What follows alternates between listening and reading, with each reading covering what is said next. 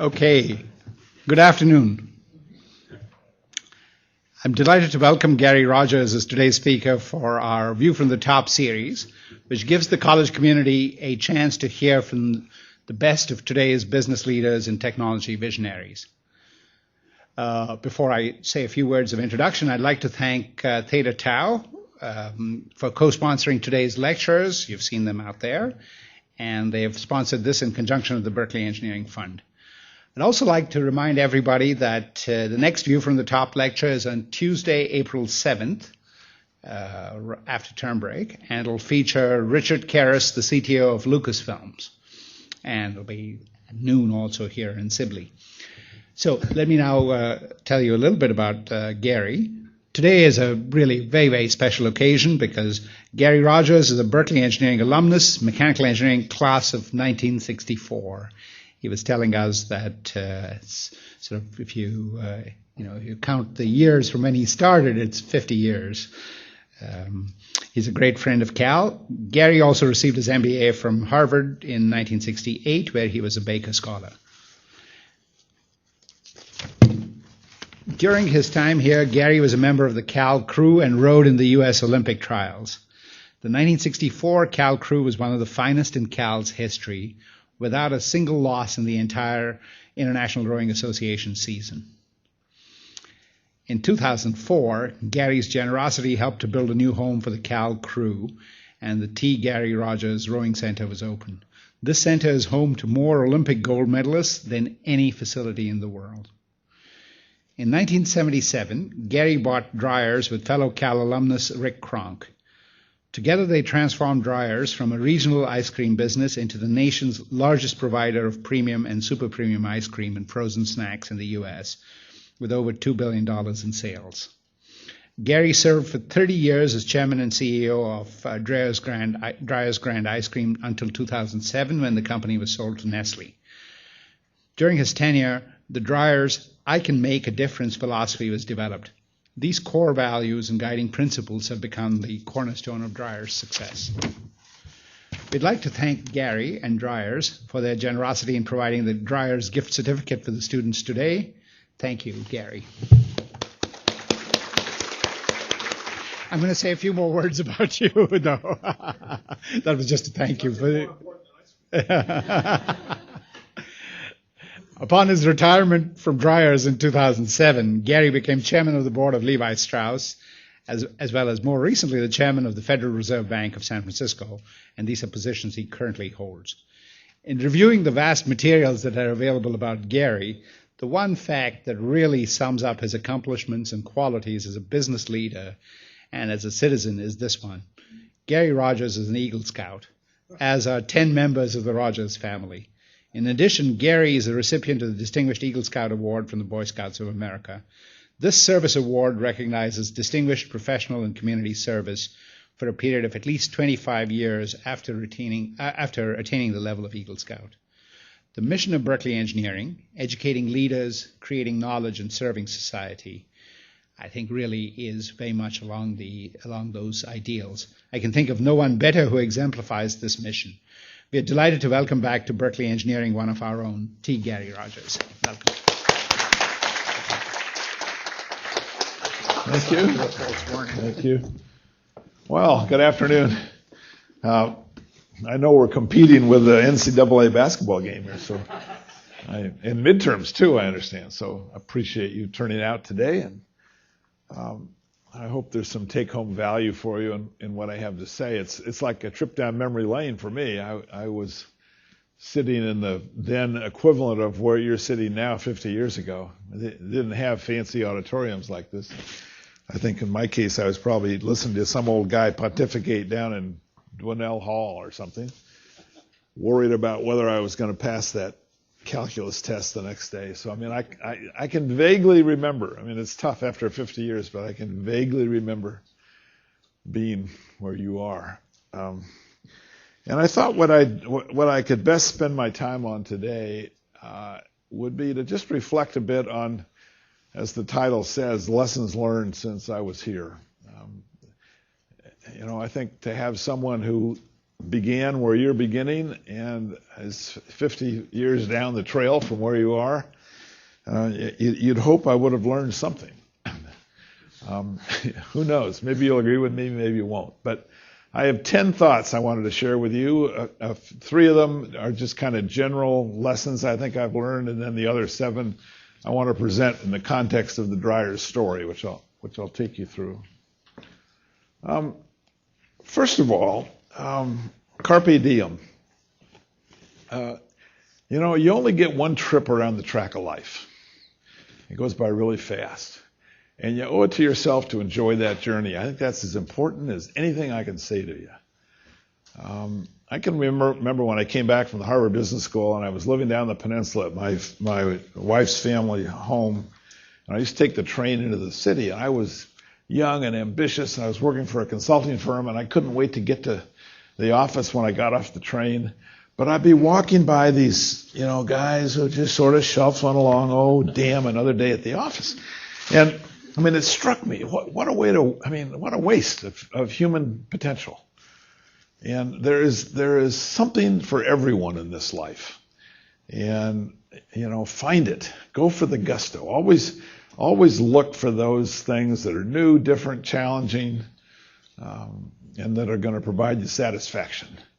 And I like when I wake up in the morning to ask myself the question, what am I going to get done today? What am I going to get done today? And then when I go to bed at night, I ask the question, how did I do? And that'll kind of set up the next day. I had a brain tumor 10 years ago that almost killed me. And so I have this sense that I'm living on borrowed time.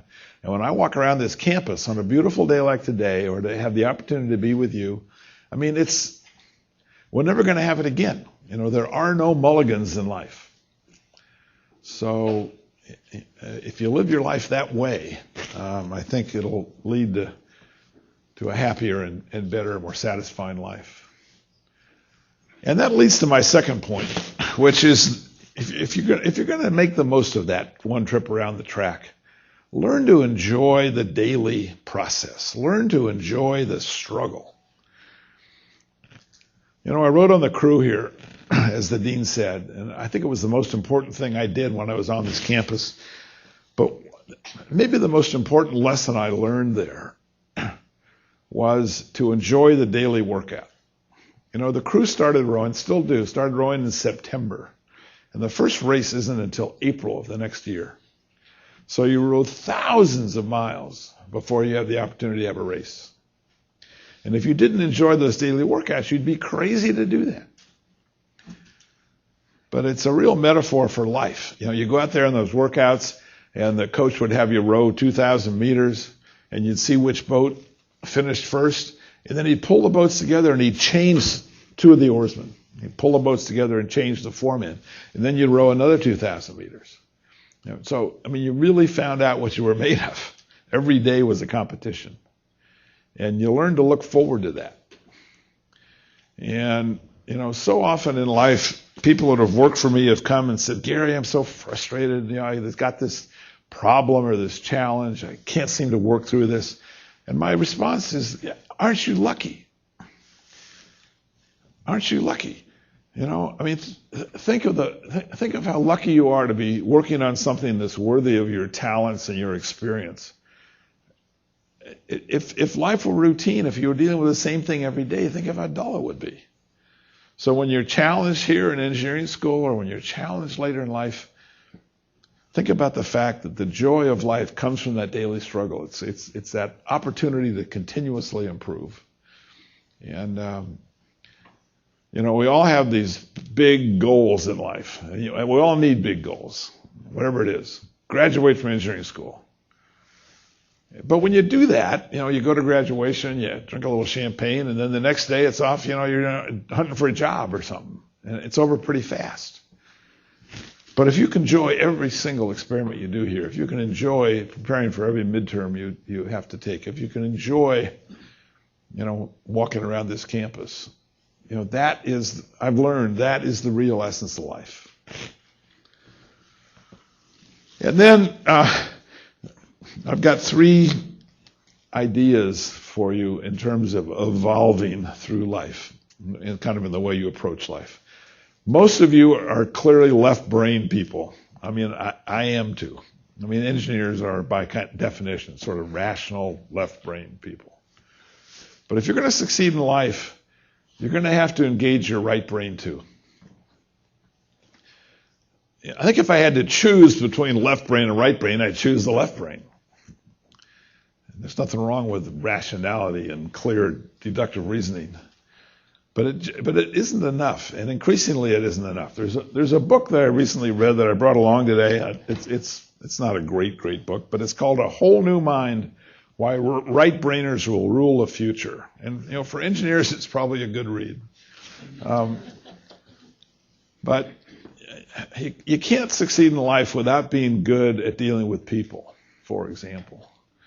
And dealing with people involves listening, and it involves emotion, and it involves empathy. And those are all right brain skills. So as you go through life, be sure that you're appropriately engaging the right brain to complement your already developed left brain, which is certainly being massaged here at the Cal Engineering School. All right, secondly, I would advise you to evolve from being outer directed to being inner directed. And what do these terms mean? The psychologists call outer directed people who are influenced primarily by their parents, by their professors, by their friends, by their boss. And I remember being that way. My first job, my boss, if he said something complimentary to me, I could live on that for a week. And if he criticized me, I was just down in the dumps. All I cared about was pleasing him. But as I've evolved through life, I've learned that you can have a happier life, less anxiety, if you march to your own drummer. Be whoever you are.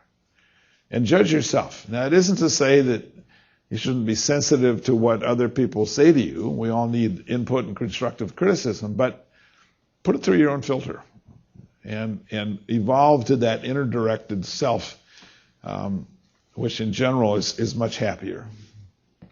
And then lastly, I heard George Schultz, who's now in his mid-80s, give a talk the other day to the military school that Jerry Brown founded in Oakland, a graduating class. Maybe this was last graduation.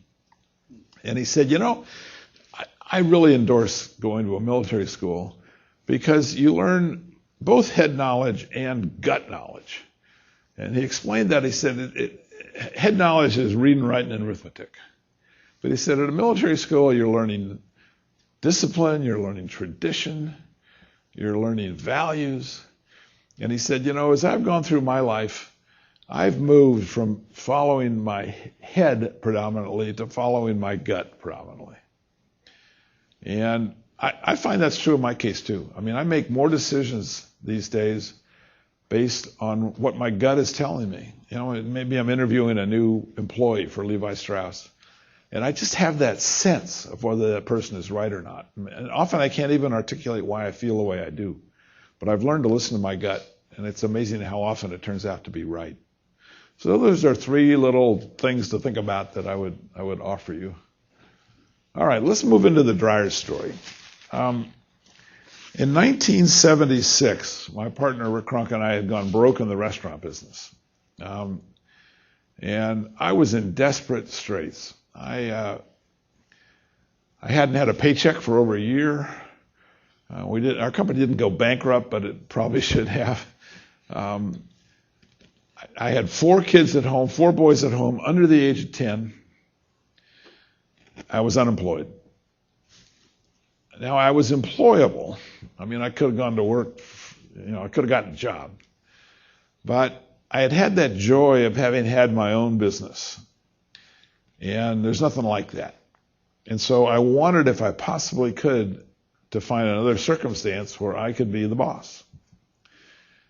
And even though the restaurant business had failed, it had been a very valuable experience for me. Kind of going back to the joy of life is in the struggle. It had been a struggle, but it had a lot of joy. So I met the gentleman here on the left, a guy by the name of Ken Cook, who had a little ice cream company down here on College Avenue, not too far from here. And he had bought that company in the 50s from the gentleman here on the right, who was William Dreyer, who had founded the company back in 1928 down on Grand Avenue in Oakland, hence the name Dreyers Grand ice cream. Yeah. And I met Ken in a little office above this factory. And, I thought maybe there was something about ice cream retailing that was apropos the experience I'd had in the restaurant business. But he started telling me a little bit about Dreyers. I didn't go in there with any expectation of buying the company I had $2,000 in the bank. But he took a phone call 5 minutes after I met him. And when he hung up the phone, he had tears in his eyes. And I said, look, I'll come back some other time. You've got important things to do. And he said, no, let me tell you what just happened. He said, that was Wells Fargo Bank. I need a $400,000 loan to keep this company viable. And they just turned me down. I don't know what I'm going to do. Well, I blurted out, totally kind of spontaneously, have you ever considered selling the company? And he paused for a minute and he said, no, not till just now. 3 days later, I had an option to buy the company for $1 million. Here were the numbers at that time. Dreyers was selling about 2 million gallons of ice cream a year. That was about $6 million in revenues in those days. The company was marginally profitable. And I offered him $1 million. And he said, how are you going to pay me? I said, I'll give you a check. I didn't tell him it wouldn't be my check.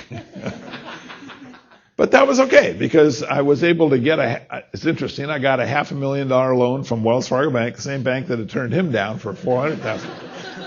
But that's not quite fair, because it was an acquisition loan. It's different than a company expansion loan. Anyway, I went to a group in New York, contact that I'd had from business school days, and I proposed that they put up the other $500,000 I needed in return for half the company. And I said, I'm going to keep half for no investment. I'll provide the sweat equity. And here's my business plan. And they said, well, the business plan pretty reasonable, but you can't get half the company for no cash. We don't work that way. And we negotiated and negotiated and negotiated. They started out at $100,000. So you got to put up $100,000. They said it might as well be $10 million. I just don't have it. Anyway, we got to $28,000. Well, at that point, I had invited my partner from the restaurant business, Rick Kronk, in as my equal partner. So to wind up with half ownership of this company, we each had to come up with $14,000. So I didn't have $14,000, but I did have an old Porsche, and I looked up the blue book value on it. It was happened to be $14,000. So as part of my contract to run this company, I negotiated. I was going to be paid $50,000 a year, but I was going to have a company car. So I sold the Porsche to the company for $14,000, which provided the $14,000 for my equity stake, and I got to keep the car. So a pretty good deal. So 30 years later, we sold this company to Nestle for $3.2 billion. 6,000 times what we paid for it. And people hear that story and they say, Gary, you were so lucky. You're so lucky to meet Ken Cook and the time he took that phone call. And my answer to that is yes. But more important is this. Here's the lesson. This is my favorite quote. Louis Pasteur said, fortune favors only the prepared mind. Most people in that circumstance would not have thought about the opportunity to buy this company. I mean, I've taught this case in business schools, and the inclination even of business students, even with me making the presentation and knowing I bought the company, I say, given that experience with that phone call and him hanging up with tears in his eyes, what would you do? And most people want to help him. Most people want to introduce him to a new bank or, whatever. But I was ready. See, I mean, I'd been to business school. I'd been to engineering school. I'd had my own business. I understood how these financings work. And when that opportunity hit me in the face completely by surprise, I knew what to do. Now, was there an element of luck? Of course. But it's serendipity. Every single one of you is going to have opportunities like that in your life. We all see a stream of opportunity in life, whatever it is. And some people are ready to seize it, and some people aren't. And the people who, in retrospect, are considered lucky are the people who know how to seize opportunity when it hits them in the face. Fortune favors only the prepared mind. So we bought the company, and this is what the product looked like. It wasn't very elegant. It was kind of old-fashioned Dreyers Grand ice cream, pints, quarts, half-gallon, and a 3-gallon tub of ice cream sold to food service outlets and ice cream parlors. So the first thing I did is I called in the director of marketing, as we called him in those days. I said, how many flavors does Dreyers have? He said, 16. I said, can you show me the list in the order of how they sell? Pretty great business question, And so he brought me the list. And number 16 was a flavor called Bavarian cheesecake. And I looked at it and I said, we can get by with 15 flavors. My first executive decision was discontinue Bavarian cheesecake. All right. So about a month later, I'm at the home of friends of friends, and I get seated next to the hostess. And she learns that I'm the new president of Dreyers Grand Ice Cream. She says, oh, I'm so happy to talk to you. My husband and I, we just love Bavarian cheesecake. We love it. And she got me up. She took me in her kitchen. She showed me her freezer. It was head to toe Bavarian cheesecake. And she said, I was shopping for this party tonight. I was trying to restock my Bavarian cheesecake. It's getting harder to find out there.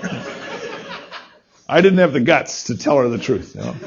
So I went back. I called that marketing director back in my office, and I said, I changed my mind. Put Bavarian cheesecake back in the line. But I'm here to tell you that was a mistake. Because when I left Dreyers 3 years ago, we had 1,400 separate items, flavors and snacks, and 1,400. And the number one complaint we got was can't find favorite flavor. So my lesson from that, and at Levi we've got 300,000 stock keeping units, which we're going to be reducing substantially. But the lesson is in business and in life, you can only make some of the people happy some of the time, and that's enough. A lot of people make the mistake of trying to make everybody happy. I certainly did. I met somebody who loved Bavarian cheesecake. And what I found in the ice cream business is the flavors that develop that kind of emotion are often the 1%ers that you really don't need in your line. So for whatever it's worth, that's a lesson learned. All right, so we needed a mission. Every company needs a mission. So our first mission after we bought this business was to become the leading premium ice cream company in the West. It's pretty audacious for a little company that was operated only in the Bay Area when we bought it. But we thought this was, it was something we could achieve. So we set out down this road. And one of the really important factors, I didn't realize it so much at the time, but the previous owners had insisted on delivering their own ice cream to the stores on trucks like these. And the reason they did it was quality. The other option in the ice cream business was and is to sell your ice cream into a big warehouse that's operated by the grocers. Safeway has a great big ice cream warehouse. You can sell your ice cream into the warehouse. They put the ice cream on the trucks that go to the store along with their own private label and everybody else's ice cream. It's more efficient. And then they handle the stocking of the stores. But what the previous owner told me was that, often stores are understaffed, that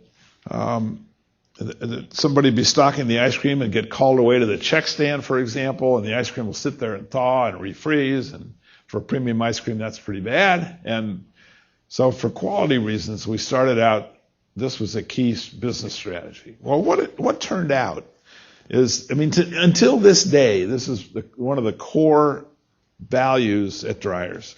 And what we learned was that when you have your own people in the store, it's amazing what you can accomplish. There's a laziness that pervades humanity, and there's always a little extra space somewhere there. And you say to the frozen food clerk, this product up here isn't stocked. Hey, we'll just put the Dryers in there temporarily, okay? And these things never get corrected, and these rat salesmen who are on a commission basis know that if they get 2 inches every time they're in the store, they're in the store 3 or 4 days a week, 2 inches every time, but over the course of a year. And so Dreyers is always overspaced relative to its sales. And then we learned that different flavors sell in different stores. I could take you to a Albertsons store or a Safeway store over here, a mile in this direction, and chocolate nut flavors would sell, and you can't give away fruit flavors. But we go a mile this way, and fruit flavors would sell, and you can't give away chocolate flavors. And obviously, you can't get all your products in any particular store. So we began to understand, how to optimize our sales by tailoring what we put in the stores to what the store tended to sell. And then we got more sophisticated and we started to do computerized ordering.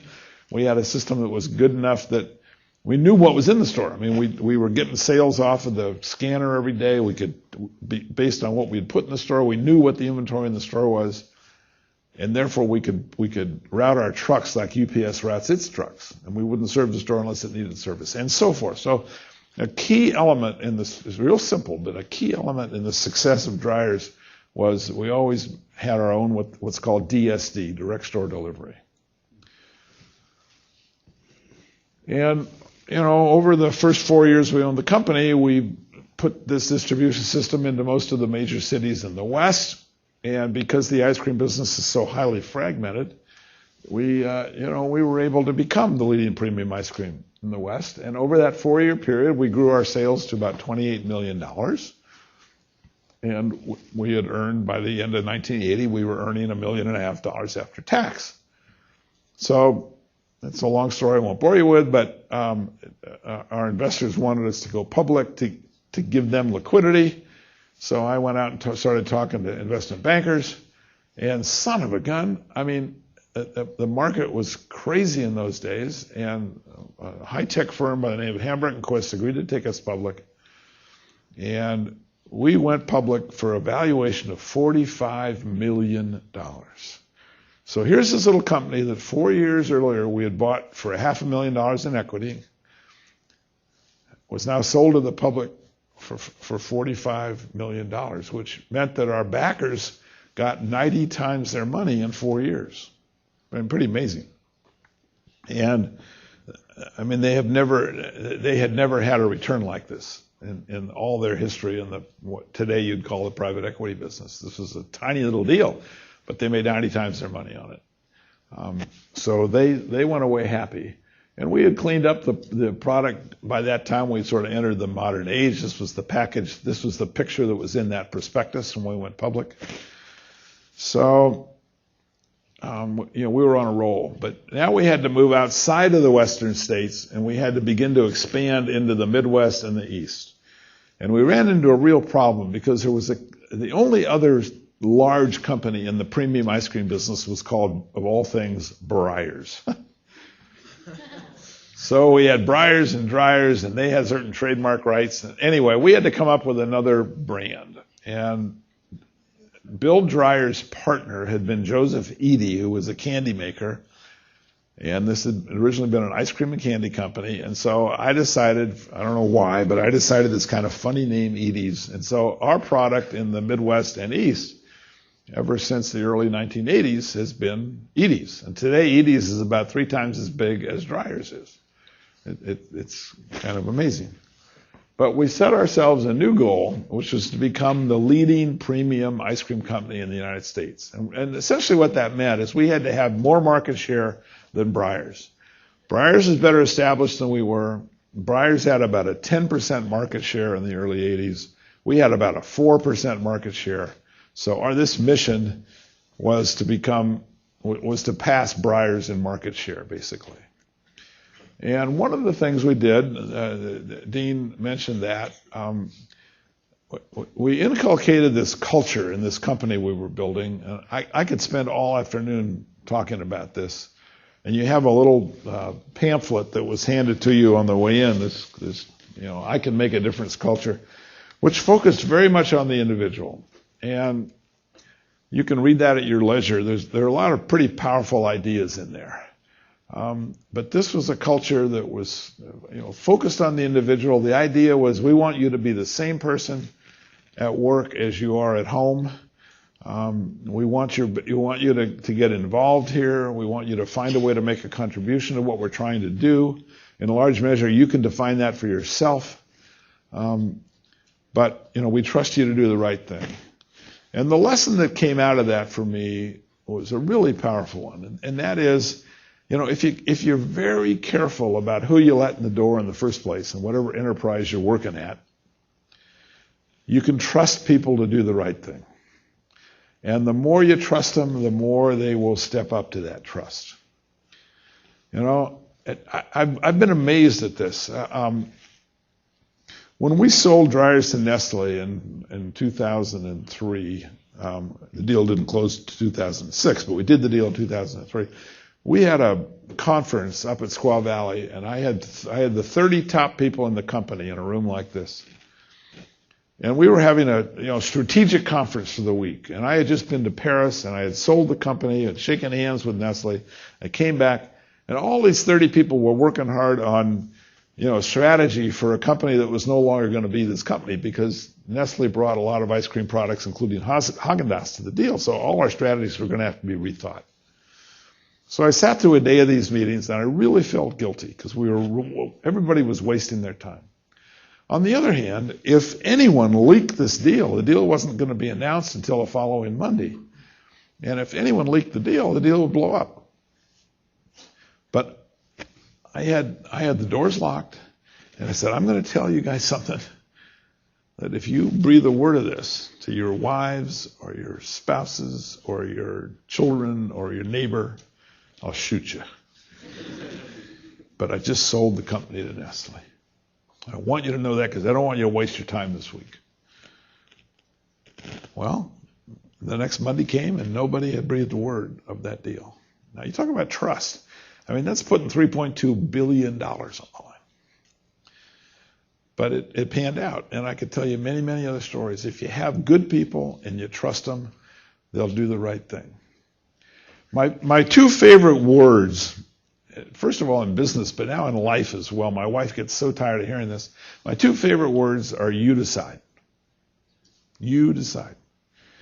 If you're working for me and we have an issue and you have your opinion on the issue, it's different than my opinion. Okay? And we have a good exchange of views. And at the end of that, I say, okay, you decide. I mean, the unspoken part of that is you're also responsible for the outcome. What often happens in business is you have a conversation like that and the boss will say, okay, here's what I want you to do. And you're a good soldier and you go off and you do your best job. But if it doesn't work out, Gary made the decision. It wasn't my decision. He screwed up, right? But if I say you decide, there's no out for you. And you are going to make that decision successful. I mean, first of all, if you do something that is different than what your boss thinks, because you now know what our opinions are,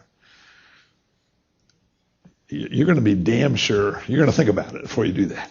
And then if you do it, you're going to be laying awake at night making sure that the outcome's good. So, my wife and I, to use a trivial example, are going to a movie, and I want to see Spartacus, and she wants to see some chick flick. And before she can say you decide, I say you decide. Now think of the position she's in. Either she can go to Spartacus and probably be bored to death, but make her husband happy, or she can drag me to this film that I don't want to see, and I'll be unhappy for a week. It's a very powerful thing. But if you trust people, I've never been disappointed. I think that pertains to kids as well. All right. We expanded this distribution system across the country. We're on the mission of becoming the leading premium ice cream company in the United States. The biggest ice cream market in the world is the Big Apple. All right? So here's what we faced. Think about this. There are 20 half gallons of ice cream in the New York market. 20 different brands. Go to the grocer, we say, hey, we got this new brand called Edie's. You want to put it in your store? And they say, the last thing we need is another ice cream. We have too many now. We want to get rid of some. Nobody in New York knows about Edie's. Go away. And then they said, even if we were to put you in our stores, which we're not going to do, they didn't say it quite this explicitly, but they said, we're really more interested in selling space in our stores than we are in selling product. So if we were to put you in our stores, one shelf would cost you $4 million across the whole market. $4 million in what are called slotting fees the first year. And then even if you're successful the second year, it'll be at least $1 million.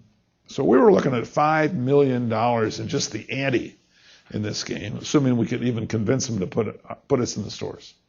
And then we said, by the way, we're direct store delivery. And all the grocers said, oh no, you don't understand, Sonny, we don't have direct store delivery in this town. All the ice cream goes through our warehouses. There's no exceptions.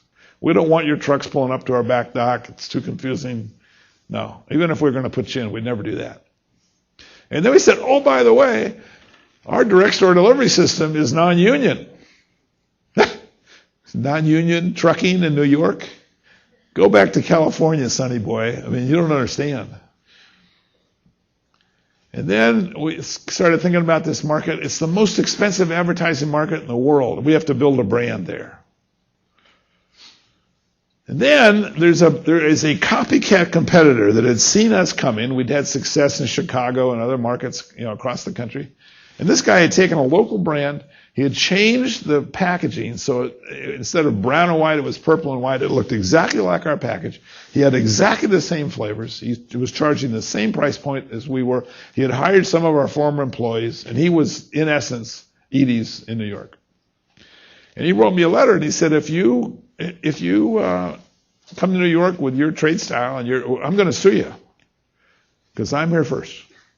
I went to the lawyers and I said, something, he's right. In New York,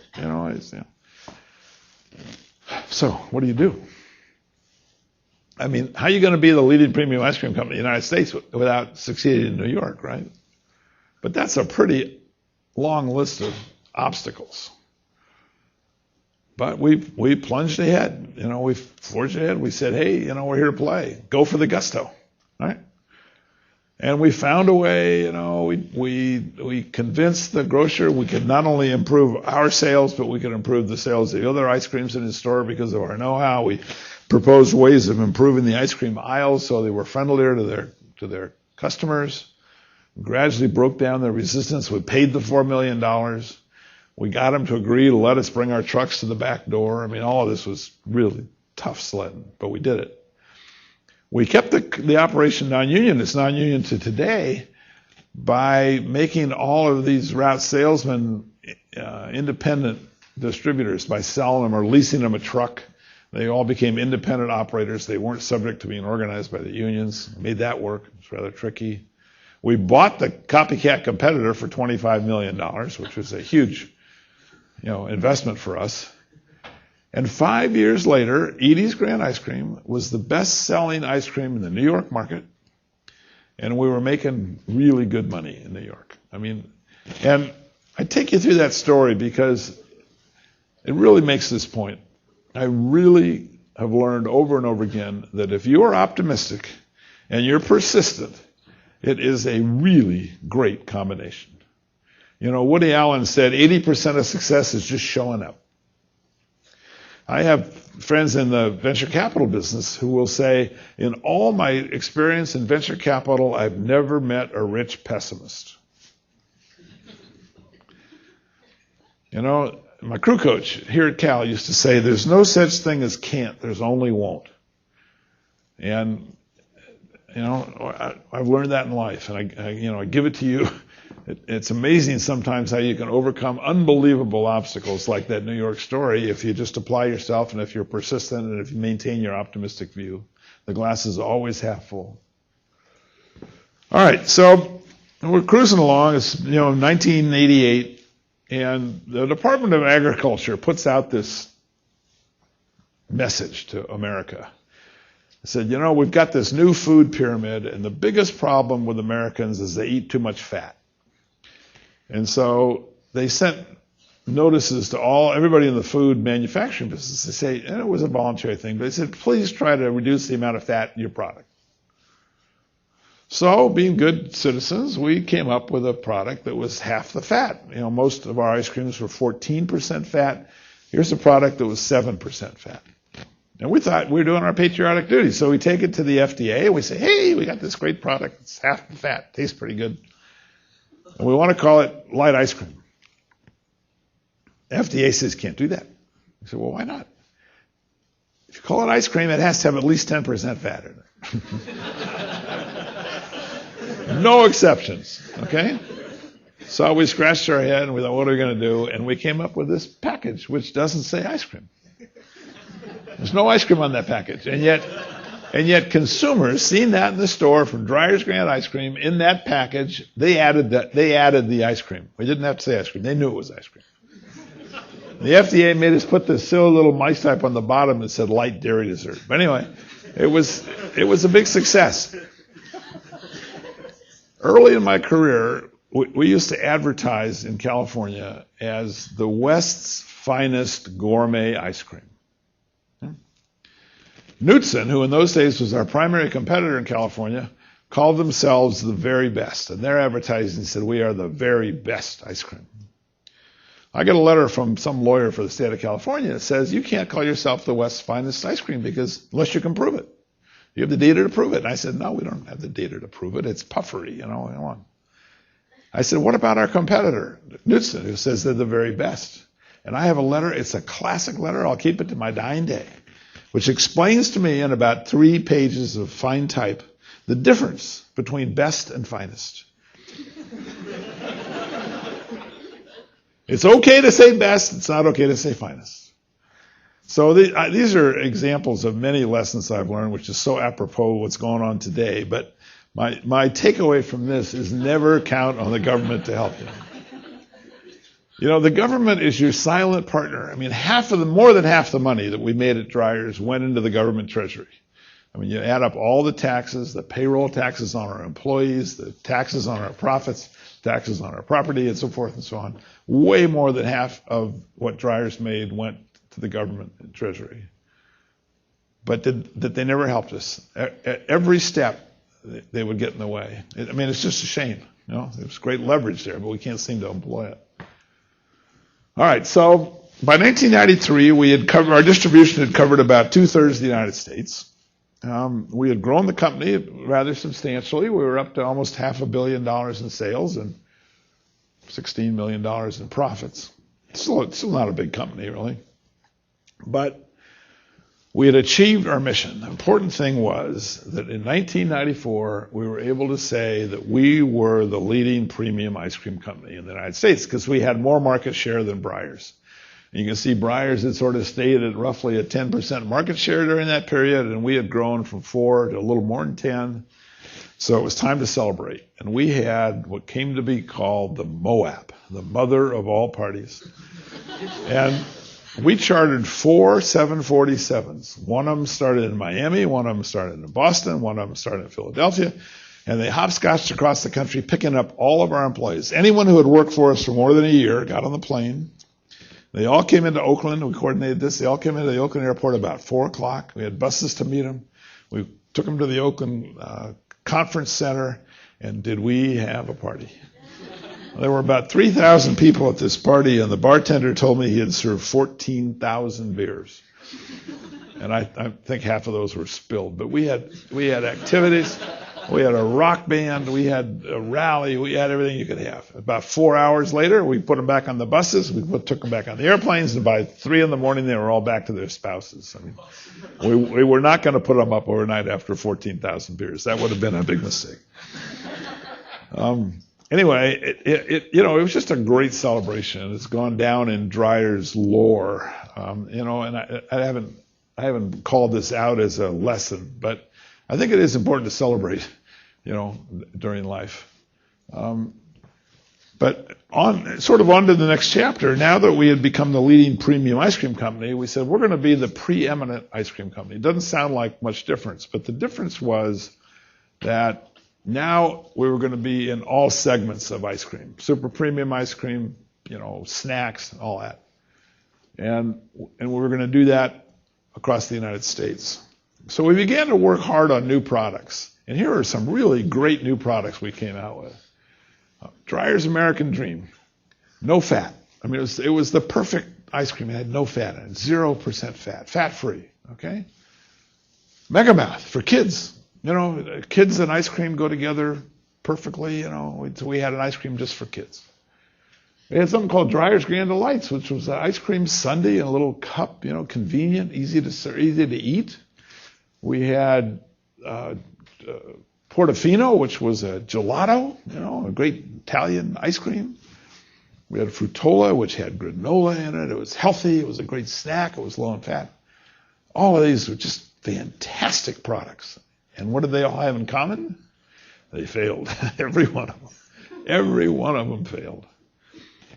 But they taught us, we kept going, and out of that came something called slow churn, which was a new technology which broke up the fat globules. We made this ice cream under very high pressure at very low temperatures, and it took the fat globules and broke them up so that when you eat it, you get a sensation of much more fat than is really there.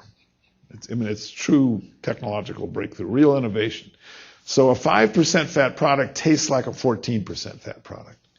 And today, half of Dreyer's sales are in slow churn. So that was a big success. We also came out with the product you were given a certificate on today, which is Dibs, which is really the first ice cream snack. The snack business in the United States is a $100 billion business. The ice cream business is a $20 billion business. So to get a snacking product, a product like potato chips, if you will, was a huge success. This product did $100 million in revenues its first year. And then we did 2 acquisitions. We acquired Skinny Cow, which has just been a very successful, very low-fat sort of diet ice cream. And we acquired the old Eskimo Pie brand, which has been resurrected, and it's amazing these names never die. And, this, too, is a very successful business for Dreyers. So the message in all this, and the reason I take you through this story, is I've found in life that from the mud grows the lotus. Sometimes from your deepest depression comes great inspiration. We had failed and failed and failed in new products, but we kept going, and we learned our lessons, and we kept trying new things, keep throwing them against the wall, and son of a gun, we had some home runs. I tried throughout my career in the ice cream business to acquire Ben & Jerry's. We were the Ben & Jerry's distributor. We put Ben & Jerry's on the map. It was a perfect fit. We needed a pint product. We needed a super premium product. It would have been perfect. I couldn't get it done. And I was so depressed when I finally got it teed up for sale. They had an auction, and our primary competitor, which owned Dreyers, our primary competitor, Unilever, bought Ben & Jerry's. It just killed me. I was so down. But in retrospect, had I acquired Ben & Jerry's, there's no way I could have done the Nestle deal because they owned Haagen-Dazs. And the FTC never would have allowed the transaction. So, again, from the mud grows the lotus. So my biggest disappointment in not being able to acquire Ben & Jerry's turned into this huge triumph when we were able to merge with Nestle. You never know. You just never know. So anyway, we're getting close to the story here. By 2002, we had distribution in most of the United States. Our earnings and sales had continued to grow very nicely. We're up now to about $1.5 billion in revenues, $37 million after tax in earnings. Nestle by this time owned a small piece of our company, about 15%. The world was beginning to see the inevitable coming. And in 2002, I had that meeting that I described to you earlier in Paris. We agreed to sell Dreyers to Nestle for $83 a share, or $3.2 billion. And we had created the largest ice cream company in the world. And Nestle brought the Haagen-Dazs brand and certain other snack products, and the combination made Dreyers the preeminent ice cream in the United States, preeminent ice cream company, which then completed our third mission. So it was a great run. Everybody won. I told you the story of the early shareholders who made 90 times their money. If you had bought Dreyers at that incredibly high price of $45 million on our initial public offering, remember I said we sold the company for $45 million to the public? If you had bought stock in that offering and held it until the Nestle deal, you would have made a compound return on your money of 22% per year for 25 years. And now Nestle owns this business, and they couldn't be happier with it. So, it's just been a great story all the way along. That sets up my last lesson, and maybe the most important one. As you came in, you were handed a poem by Rudyard Kipling. And as I reflect back on all this, I think the greatest joy for me came in building something. If you can find something to build in life, there is great satisfaction in that. And Kipling describes in that poem, he does it pretty well, but he talks about a king who goes out and wants to build a palace. And he digs down in the ground to put in the foundations of his palace, and lo and behold, his workers come across the ruins of the palace of a former king, whose palace had been there but had been covered by the dirt over time. But they dig out the remains of that earlier palace, and inscribed on the cornerstones is this expression: "After me cometh a builder. Tell him I too have known." So the recent king, the king that's telling this story, continues to build his palace, but he falls ill, and it's clear that he's not going to be able to complete this grand edifice that he's designed. But he tells his workers, "Go out there and put on the stones of my palace, 'After me cometh the builder. Tell him I too have known.'" So in life, it's all about the building process. It sort of goes back to that finding joy in the struggle. If you can find something to build, there's going to be a great return, great satisfaction that will come out of that building experience. And it's much more important than whatever the final product looks like. So life is pretty good. I don't know if we have time for questions, but I'm certainly available if anybody wants to ask questions.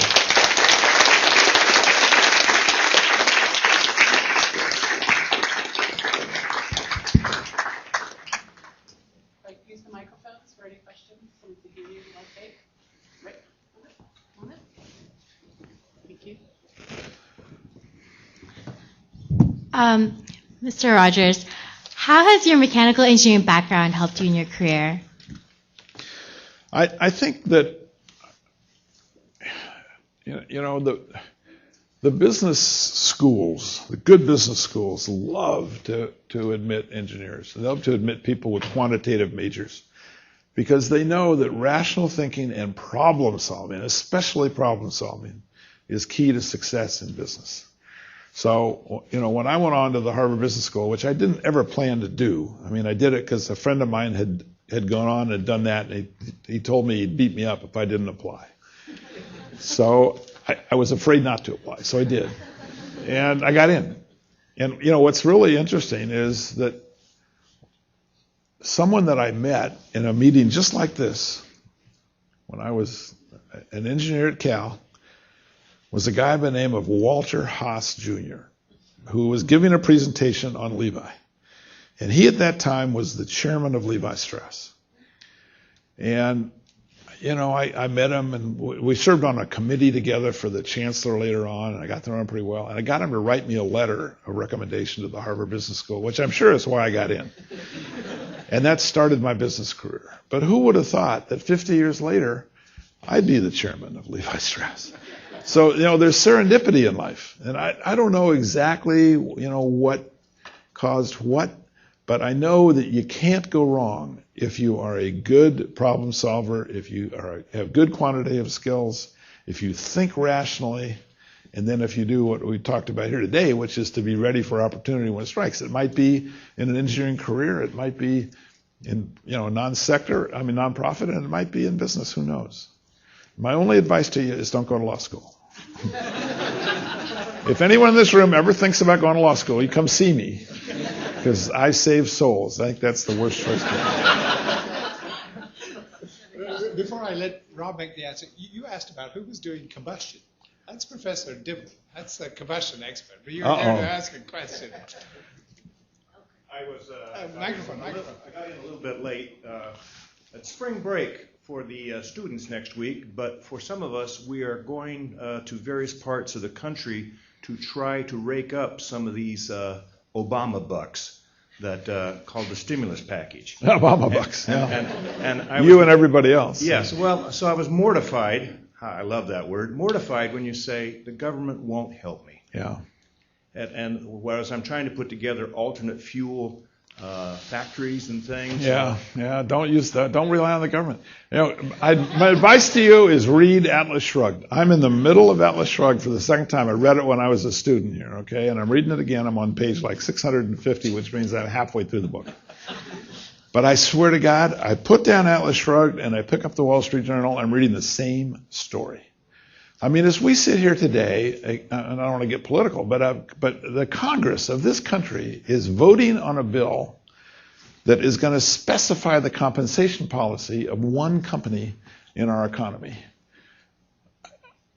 And you can call it the anti-bonus bill.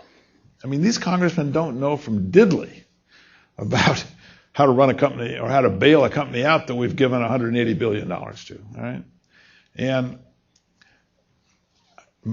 all I can do is relate my own experience. Every time the government gets involved, you wind up with an Amtrak or a post office or, misapplied, all kinds of unintended consequences that get in the way of the real deal. That's my experience. And I think this is going to happen with the stimulus package, I'm sorry to say.